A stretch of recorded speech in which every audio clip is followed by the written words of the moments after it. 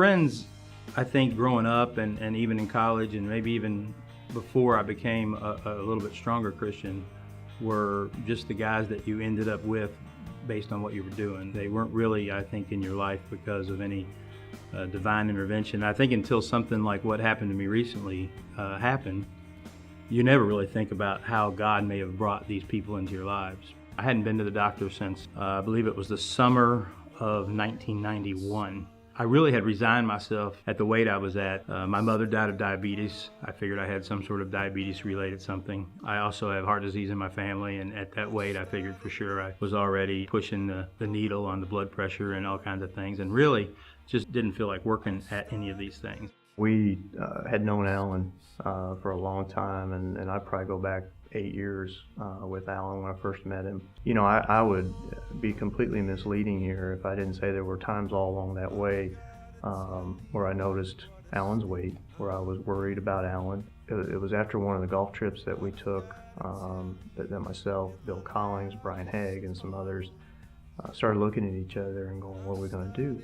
Brian Wickens and I, had been discussing and praying, what are our first steps? And then as we look back and just see how God stepped in and took care of so many things for us. For instance, Alan and Mary ended up in our small group at home. Of course, having the friendship with Dan Eichenberger, because this was not your typical doctor visit. As me and Bill, I can remember me and Bill sitting on his porch one night and praying, God, should we say anything to Alan? What should we say?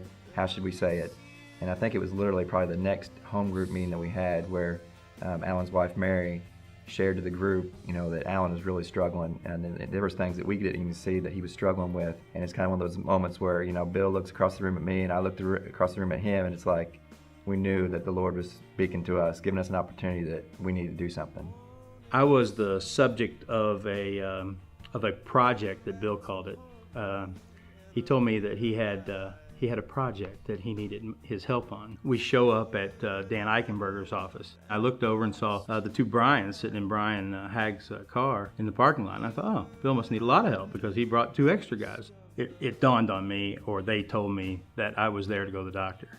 I just remember gripping the steering wheel so hard and just gritting my teeth and looking straight ahead and not looking at them and just getting furious. It was the scariest thing that I think I've ever gone through. The thought of losing a friend, especially my closest friend, and we were doing so much together. This was unlike anything I had ever been involved in before, ever had to do before. And here it is with someone that you really love and you care about and You get to the point of saying, you got to do something, but the risk is real. And you might really lose someone very close to you by bringing something up to them. Alan was not going to go up to Dr. Eichenberger's office. He wasn't going to, and I could see it in his face that he wasn't going to. And I just knew we came that far that I wasn't turning back. If we had to physically drag him up there, I was prepared to do it. And thank goodness I didn't have to, because I don't know if I could have. But I was prepared to do that because I knew in my heart that that's what God wanted me to do, and I knew that I loved Alan and that I needed to do that for him. Over time, I just sat there. It felt like an hour. They would probably testify to that. It was probably 5 or 10 minutes, but it felt like an eternity. And that all happened before they took me up to Dan. A real neat thing is Bill had arranged for me to kind of slide in the back door and not have to go through the normal paperwork process. I got to do that later. Lo and behold, Dan kind of gave me a clean bill of health, which was just a shock. I was really pretty upset before I got up there, and he said, your blood pressure's up a little. He said, but we kind of expected that today. So he said, your cholesterol is better than mine. It was just a thrill to kind of walk out of there thinking, wow, I didn't have a heart attack. I don't have diabetes. I don't have these things.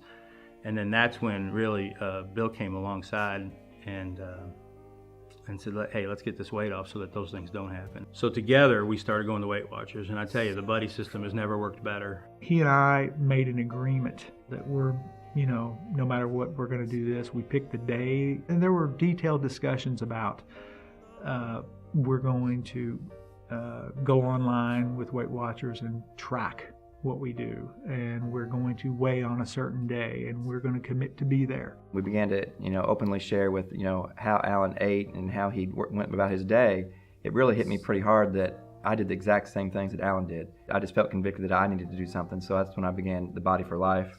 And as I began the Body for Life, and it's about eating healthy and exercising and doing all that, I just kind of knew that it's something that Alan would eventually join me in. In the first few months, he was doing Weight Watchers and losing a lot of weight.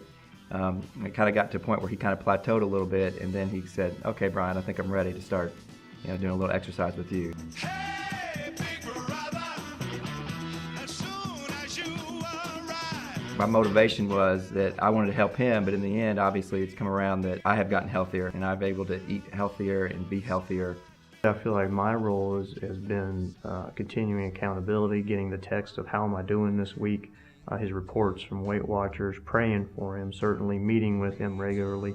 The other thing for me after this has caused me really to reflect on relationships with each other and what does it really mean to have brothers in Christ. With me, the problem was visible. They could see that I gained weight. They could see that I was out of shape and could hardly get around a golf course. But there's guys in this church that have other issues that aren't visible. Whether it be with pornography or with telling the truth or keeping promises, whatever it is. And that's why they have to have guys in their lives that they can be honest with, that they can get that relational currency, that guys can come forward and do the difficult task of really bringing them out of those patterns. In Galatians 6:1, the word restore there comes from a Greek word meaning to set a bone. And so that implies that there's pain involved in this restoration. I think these guys would talk to you about the pain of possibly losing a friend, the pain of possibly getting hit in the face. I was that mad. But there's pain involved. But in the end, there was, at least we're on the road to restoration. There's still a lot of road in front of us. At this point, we're at 102 pounds after 10 months. So it's been a good ride. He ain't heavy. Here's my brother. So on we